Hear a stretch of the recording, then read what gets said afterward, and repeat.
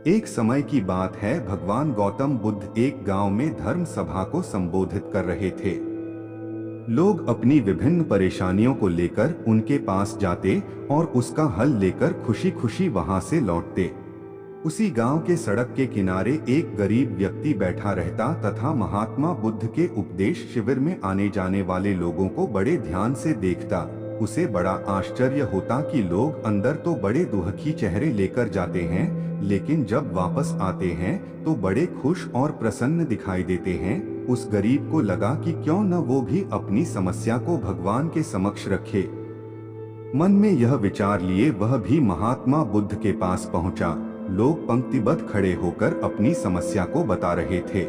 जब उसकी बारी आई तो उसने सबसे पहले महात्मा बुद्ध को प्रणाम किया और फिर कहा, भगवान, इस गांव में लगभग सभी लोग खुश और समृद्ध है, फिर मैं ही क्यों गरीब हूँ। इस पर उन्होंने मुस्कुराते हुए कहा, तुम गरीब और निर्धन इसलिए हो क्योंकि तुमने आज तक किसी को कुछ दिया ही नहीं। इस पर वह गरीब व्यक्ति बड़ा आश्चर्यचकित हुआ और बोला, भगवान, मेरे पास भला दूसरों को देने के लिए क्या होगा। मेरा तो स्वयं का गुजारा बहुत मुश्किल से हो पाता है।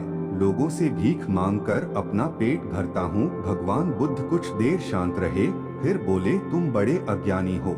औरों के साथ बांटने के लिए ईश्वर ने तुम्हें बहुत कुछ दिया है, मुस्कुराहट दी है जिससे तुम लोगों में आशा का संचार कर सकते हो, मुख दिया है ताकि लोगों से दो मीठे शब्द बोल सकते हैं, उनकी प्रशंसा कर सकते हो, दो हाथ दिए हैं, लोगों की मदद कर सकते हो।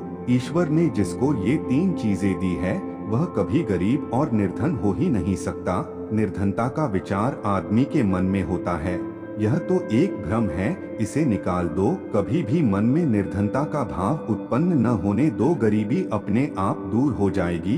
भगवान बुद्ध का संदेश सुनकर उस आदमी का चेहरा चमक उठा और उसने इस उपदेश को अपने जीवन में उतारा, जिससे वह फिर कभी दुखी नहीं हुआ।